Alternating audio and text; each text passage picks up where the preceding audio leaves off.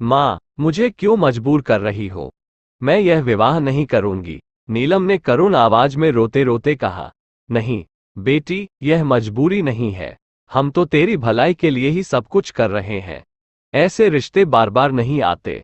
आनंद कितना सुंदर, सुशील और होनहार लड़का है।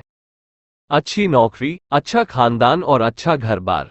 ऐसे अवसर को ठुकराना क्या कोई अक्लमंदी है? नीलम की मां ने प्यार से उसके सिर पर हाथ फेरते हुए कहा।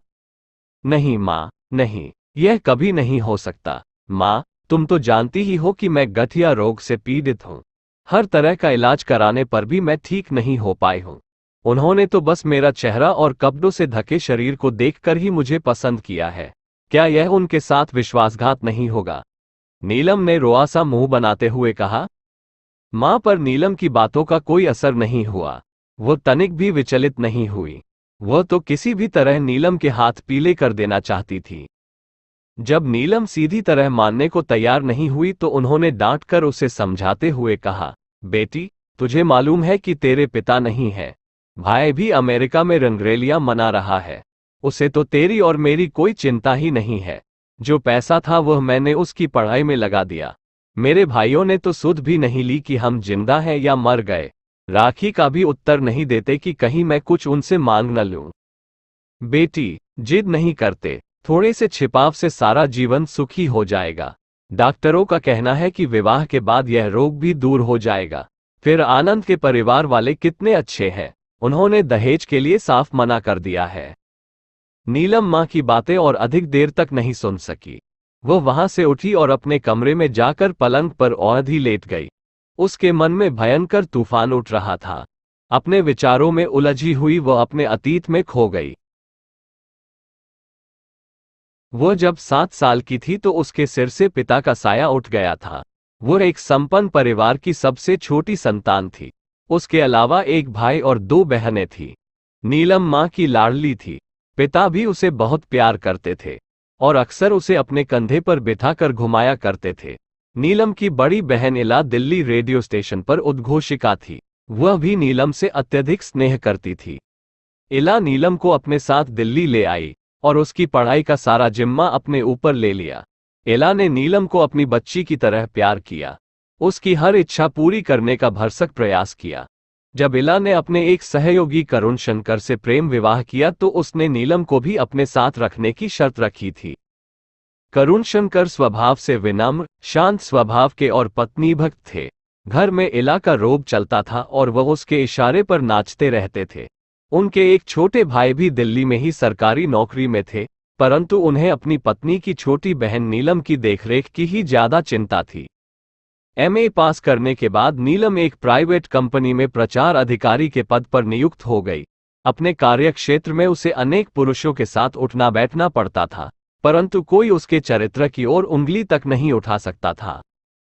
वह हंसमुख और चंचल अवश्य थी, परंतु एक हद तक तहजीब और खातिरदारी उसके चरित्र के विशेष गुण थे। उसके अधिकारी उसके व्यवहार और सुंदरता दोनों से ही प्रभावित थे।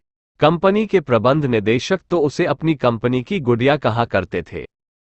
मां उससे विवाह के लिए अनेक बार अनुरोध कर चुकी थी, परंतु वह हर बार टाल देती थी। वह हर समय सोचती कि विवाह से भला वह कैसे किसी की जिंदगी में विष घोल सकती है। मां भी जानती थी कि उसे गठिया की बीमारी है। नीलम इस बीमारी के कारण रात में सो नहीं पाती थी।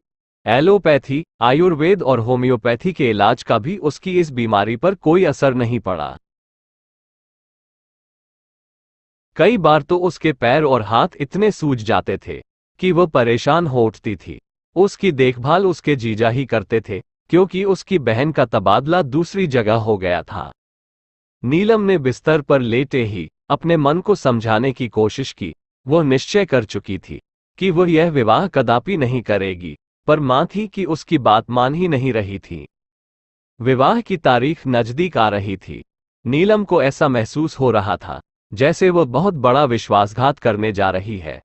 वह अपनी मां, बहन और जीजाजी सभी से विनती कर चुकी थी, परंतु कोई भी उसकी मदद करने को तैयार नहीं था। आखिर नीलम से नहीं रहा गया। उसने हिम्मत बटोरी और स्वयं ही इस समस्या का समाधान करने का निश्चय कर लिया। विवाह की तारीख से 3 दिन पहले शाम को उसने सबसे बढ़िया साड़ी पहनी, पूरा श्रृंगार किया और बिना किसी को बताए अपने होने वाले पति आनंद के घर की ओर चल दी। संयोग से आनंद घर पर ही था। नीलम को इस प्रकार आते देखकर वो कुछ हैरान हुआ। उसने अपने आप को संभाला और मुस्कुराते हुए नीलम का स्वागत किया। नीलम बहुत पसोपेश में थी, वह बात को कैसे चलाए। आखिर आनंद ने ही बात का सिलसिला छेड़ते हुए कहा, नीलम, 3 दिन पहले ही विवाह की शुभकामनाएं अर्पित करता हूं। आनंद के ये शब्द सुनते ही नीलम सिसक सिसक कर रोने लगी। उसने आनंद के सामने अपने दोनों हाथ जोड़ते हुए कहा, आनंद, मैं तुमसे प्रार्थना करती हूं कि इस विवाह को तोड़ दो, मेरे ऊपर कोई दोष लगा दो। तुम्हें शायद मालूम नहीं है कि मैं गठिया रोग से पीड़ित हूं। मैं किसी भी तरह तुम्हारी पत्नी बनने के काबिल नहीं हूं। मैं तुम्हें धोखे में नहीं रखना चाहती। आनंद हैरानी से उसकी ओर देख रहा था।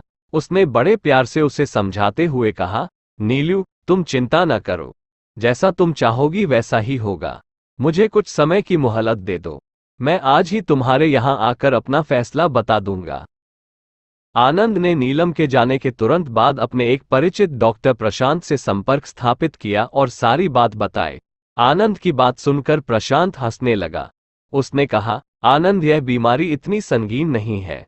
मैंने तो देखा है कि विवाह के बाद यह अक्सर समाप्त हो जाती है। नीलम बेकार इसे ज्यादा गंभीरता से लेकर भावनाओं में बह रही है। तुम नीलम को स्वीकार कर सकते हो, इसमें कोई डर नहीं। आनंद डॉक्टर प्रशांत के यहां से आश्वस्त होकर सीधा नीलम के यहां गया। नीलम दरवाजे पर खड़ी उसका ही इंतजार कर रही थी। आनंद को घर में घुसते देखकर नीलम की मां का कलेजा धक धक करने लगा। वो किसी खराब समाचार की कल्पना करने लगी।